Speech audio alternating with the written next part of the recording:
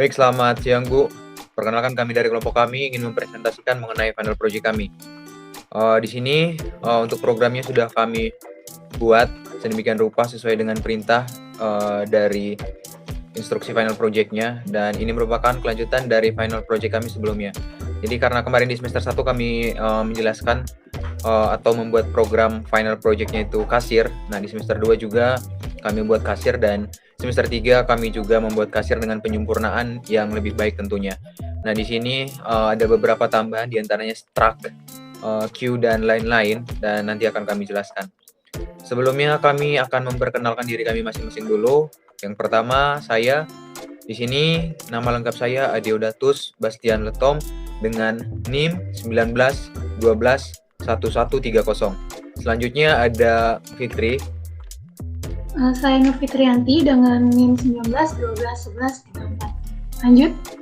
Saya Atisha Parasulfa dengan NIM 19 12 11 27. Iya, perkenalkan nama saya Fatima. Saya ada di NIM 19 12 1166. Baik, di sini kami akan menjelaskan mengenai algoritma dari program kami dan menjelaskan program kami itu seperti apa. Berikut adalah program yang telah kami buat. Nah, ini adalah deklarasi awal dari program kami, di mana ini merupakan standar dari C++. Tanpa ini program tidak akan berjalan. Ini biasa disebut dengan header program. Include string untuk menampung semua tipe data berbentuk string, dan include lain-lainnya juga standar untuk menyimpan data. Tapi yang paling indah adalah include IOStream. Tanpa ini C++-nya tidak akan berjalan. Nah, lanjut berikutnya di sini ada define max. Maksudnya adalah data yang diinputkan adalah maksimal 20 atau data yang ditampung adalah 20. Semuanya disimpan di dalam file ini. Yang berikut ini adalah standar library dari C++, dan selanjutnya programnya akan dijelaskan lebih lanjut oleh teman saya, Mbak Fitri. Kepada Mbak Fitri saya berikan kesempatan untuk menjelaskan. Jadi struct itu adalah sebuah fitur dalam bahasa pemrograman C++ yang merupakan keyword memungkinkan kita untuk membuat sebuah deklarasi untuk membuat pengelompokan variabel dengan tipe data yang berbeda. Struct di sini digunakan untuk menyimpan variabel menu. Nah, di sini ada variabel menu yang datanya itu maksimal 20 karena define max-nya itu 20. Lalu ada variabel harga. Di situ terdapat harga-harga dari menu yang sudah diurutkan. Lalu ada string pelanggan yang nantinya untuk menginput data pelanggan. Lalu untuk in awal dan akhir itu nanti buat konfigurasi di bawah. Oke, lanjut untuk list menu. List menu itu nanti akan tampilannya berurut dari fungsi nomor 26 sampai 41 itu fungsi buat pengurutan, dan pengurutannya itu secara descending, itu dari huruf A sampai ke Z. Lalu setelah itu akan menampilkan menu yang sudah terurut dari perulangan ini, for dan lain-lain. Oke, lanjut ke void buyer. Void buyer saat kita memasukkan jumlah pesanan, misal pesanan 2, lalu akan lanjut ke pilih menu makanan. Misalnya pilih menu makanan nomor 2. Saya nomor 2 itu cordon bleu. Lanjut lagi, jumlah cordon bleu yang dipesan itu berapa. Lalu lanjut ke nomor menu selanjutnya. Kita isi sampai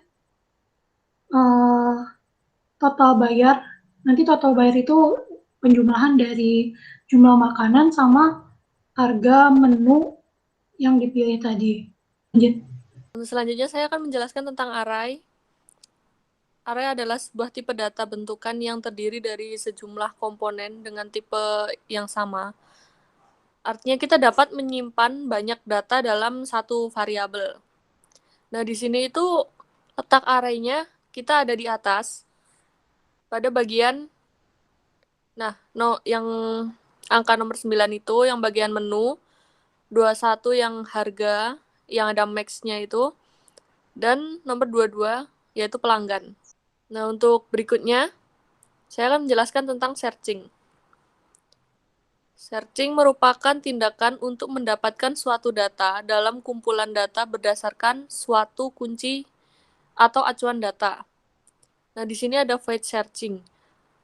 Nah, pada fungsi void searching ini, kalau nama pelanggan yang akan kita cari, nah, kita nanti mencari nama pelanggan, dan itu kalau ada, nanti akan muncul pelanggan itu ada di nomor berapa. Nah, dan jika tidak ada, maka akan muncul, maaf, antrian tidak ada, seperti itu. Ya, silahkan lanjut untuk Mas Dio. Baik, selanjutnya saya akan menjelaskan. Nah, di sini saya akan menjelaskan mengenai yang namanya queue. Nah, untuk queue di sini kami gunakan untuk menambah antrian dan mengurangi antrian. Tentunya dengan penjelasan dari materi yang sudah dijelaskan oleh asisten praktikum dan Ibu juga. Nah, di sini saya tekankan sekali lagi kalau untuk queue ini kami gunakan untuk menambah antrian dan juga untuk mengurangi antrian. Nah, di sini yang pertama untuk in queue. Nah, di sini juga bisa dilihat bahwa kami juga menggunakan satu buah function, di mana function ini berfungsi untuk ini menyimpan queue ini. Nah, kami menggunakan function di sini itu bertujuan untuk nanti kalau misalkan ada error itu lebih mudah dalam pencariannya. Nah, nanti kami panggil semua fungsinya itu di main program. Jadi kalau misalkan ada error ya kami bisa koreksi satu persatu dan cari titik kesalahannya itu di mana. Itu fungsi dari function yang kami gunakan di sini. Nah, lanjut lagi, queue yang pertama itu adalah untuk menambahkan antrian. Nah, di sini ada percabangan di dalam queue ini. Ada percabangan if else. Nah, untuk percabangan yang pertama apabila antriannya itu belum penuh, ya, dia akan masuk ke percabangan pertama, ya. Di sini ada simbol tanda seru, lalu ada variabel penuh di sini. Jadi maksudnya kalau misalkan datanya itu belum penuh, ya dia akan tampil perintah ini. Di antaranya perintah pertama adalah memasukkan nama pelanggan. Jadi kita diminta untuk memasukkan nama pelanggan dari program kita dan nama dari pelanggan tersebut akan disimpan di dalam variabel pelanggan tentunya. Selanjutnya, apabila nama pelanggan tersebut sudah masuk dalam kategori antrian, ya dia akan masuk ke tampilan berikutnya yaitu pelanggan atas nama tersebut ya sudah masuk dalam antrian ya. Ini yang akan tampil. Selanjutnya, apabila antriannya kosong ya tentunya akan masuk atau akan tampil ya perintah seperti ini. Dan yang terakhir atau percabangan terakhir di sini kalau misalkan antriannya penuh. Jadi kalau misalkan programnya ini sudah memasukkan atau kasirnya itu sudah memasukkan antrian, tapi antriannya penuh, ya outputnya akan tampil antrian penuh. Jadi tidak dapat menambah antrian lagi, terkecuali customer-nya itu ada yang antriannya sudah diproses. Jadi setelah makanannya dipesan, terus pesanannya setelah diproses, baru antriannya itu bisa ditambahkan lagi. Jadi seperti itu. Nah, untuk queue yang kedua di sini kami gunakan untuk mengeluarkan antrian atau menghapus antrian singkatnya. Nah, untuk queue yang kedua ini bisa dilihat cuman ada dua percabangan di mana percabangan pertama jika proses pengeluaran antrian dari nama sekian itu berhasil dikeluarkan yang akan tampil ya seperti ini. Pelanggan atas nama sekian telah berhasil dikeluarkan dan selesai. Selanjutnya, apabila antrian masih kosong, tentunya tidak dapat mengeluarkan antrian atau antriannya itu tidak dapat diproses. Jadi dia akan masuk ke percabangan kedua di bawah sini. Jadi seperti itu. Nah, lanjut berikutnya adalah main program. Ini adalah menurut kami ini adalah bagian inti di mana semua function di atas kami panggil di dalam main program ini. Oke, saya akan bahas dari tampilan awal. Nah, jadi dari programnya ketika di running itu tampilan awalnya adalah seperti ini. Ingin melanjutkan menu ke menu utama atau tidak. Jadi kalau misalkan user pencet enter pada keyboard, ya dia akan masuk ke tampilan seperti ini. Ini adalah tampilan atau menu utama dari program kami. Ini ada sistem CLS. Jadi sistem CLS atau clear screen adalah fungsi untuk membersihkan layar. Jadi tanpa ada yang berantakan. Jadi nanti bisa dilihat di layar output. Jadi programnya benar-benar clean dan tanpa ada hambatan. Bisa dibilang seperti itu. Nah, lanjut lagi. Saya akan jelaskan lagi mengenai bagian di menu utama. Nah, setelah menu utamanya tampil ya, Ini yang akan tampil dari menu utama ya. Nah, setelah menu utamanya ini tampil, user diminta untuk menginputkan pilihan. Jadi pilihannya itu dari menu pertama sampai dengan menu ke-6 atau dari 6 ke 1. Ya, jadi ini adalah menu-menunya atau bagian-bagiannya dari program ini, di mana user akan diminta untuk menginputkan pilihan. Mau pilihan 1, 2, 3, 4, dan seterusnya, itu bebas oleh user, dia mau di menu yang kemana. Tapi sebenarnya bukan user tapi kasir. Dia mau masuk ke menu mana, seperti itu. Nah, semua datanya itu akan diproses dan disimpan di dalam menu pilihan ini. Jadi ini adalah fungsi dari variabel pilihan. Inputannya akan masuk ke dalam variabel pilihan ini. Nah, selanjutnya di sini ada percabangan. Jadi percabangan di sini kami gunakan untuk kalau misalkan user memilih menu pertama itu akan masuk ke percabangan pertama, kalau menu kedua ya akan masuk ke percabangan kedua. Nah, untuk percabangannya di sini kami menggunakan percabangan switch case ya. Jadi untuk case 1 itu apabila usernya memilih menu pertama atau menu makanan atau memilih menu makanan, ya maka yang akan tampil ya ini. Jadi di sini ada lagi sistem clear screen untuk membersihkan layar, dan ini ada list menu. Ini fungsinya kita panggil ya. Tadi bisa dilihat kalau di bagian atas ini ada function untuk list menu ya, bisa dilihat pada baris ke-27 di sini. Ini ada function untuk memasukkan list menu ya. Jadi list menunya ini, function ini sampai di sini itu kita panggil di main program di bawah sini. Sekali lagi kami menggunakan function itu untuk mencegah error, jadi lebih mudah untuk mendeteksi errornya di mana.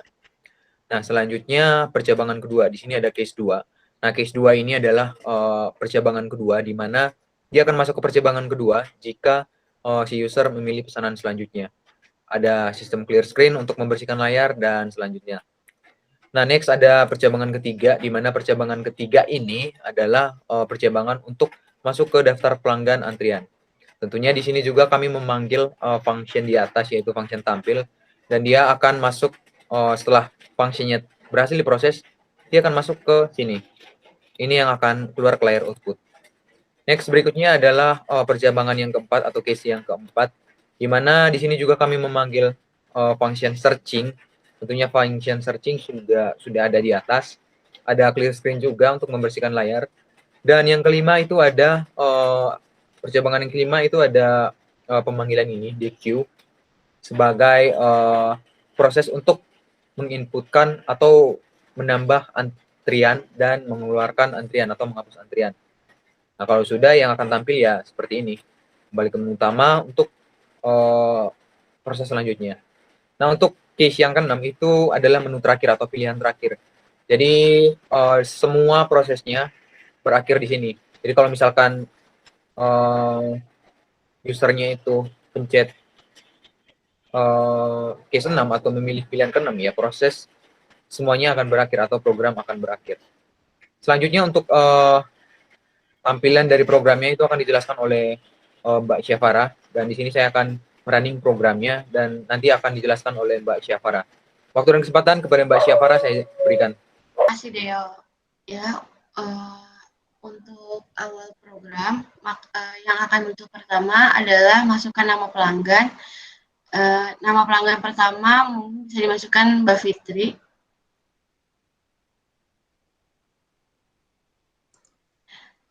Mbak Fitri berada di antrian pertama. Lalu untuk menuju ke menu utama, tekan Enter. Nah, di sini di pilihan menu utama ada 6 pilihan menu. Untuk memilih menu makanan sendiri berada di menu nomor 1. Bisa inputkan nomor 1, lalu Enter. Di sini terdapat daftar menu makanan dan minuman di Sky Terrace. Ada 10 menu di Sky Terrace. Berapa banyak jumlah pesanan yang diinginkan mungkin bisa dimasukkan 2.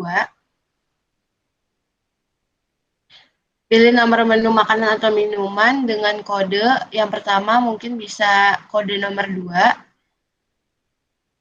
dengan menu corn dog dengan harga 10.000 per piece-nya. Jumlah yang ingin dipesan mungkin bisa 5. Kode nomor 2 kode nomor 3 dengan menu hot chocolate dengan harga 10.000. Jumlah yang ingin dipesan mungkin 6. Total yang harus dibayarkan sebesar 360.000. Customer bisa membayar sebesar 400.000. Lalu kembalian yang akan diterima oleh customer sebesar 40.000. Tekan enter. Lalu akan menuju ke menu utama kembali. Pesanan selanjutnya itu untuk customer baru bisa dengan kode nomor 2. Masukkan nama pelanggan selanjutnya, mungkin bisa Mbak Fatim. Di sini Mbak Fatim tertera berada di antrian nomor 2 dan Mbak Fitri berada di antrian nomor 1. Untuk menuju ke menu utama bisa enter, tekan enter. Daftar pelanggan antrian berada di nomor 3. Di sini daftar antrian seperti yang tadi, Mbak Fitri berada di antrian nomor 1 dan Mbak Fatim berada di antrian kedua. Kembali ke menu utama. Untuk mencari nama customer bisa dengan kode nomor 4. Nama pelanggan yang dicari bisa Mbak Fitri. Maaf, pelanggan yang dicari tidak ada karena tadi pakai huruf kapital semua.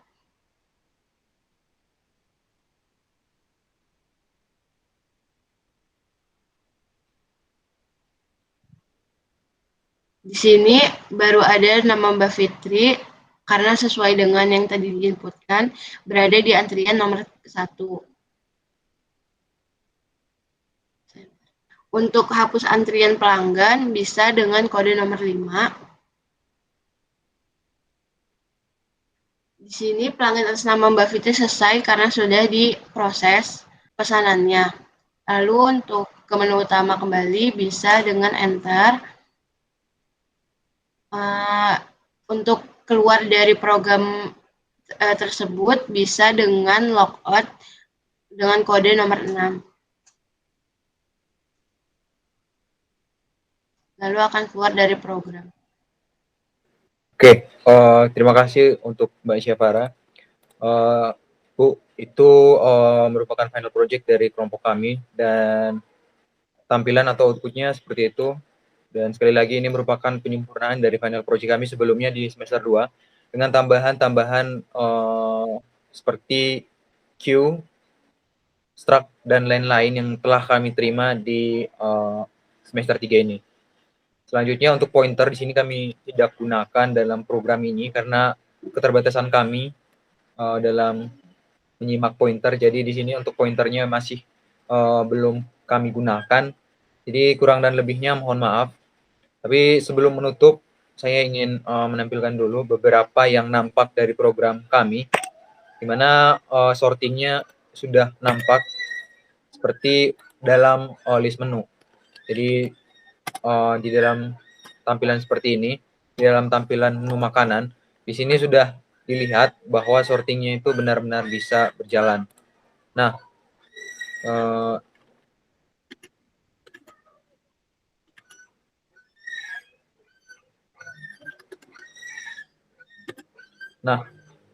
untuk sortingnya itu sudah benar-benar bisa berjalan dan itu kami gunakan untuk mengurutkan menu makanan dan kurang lebih seperti itu.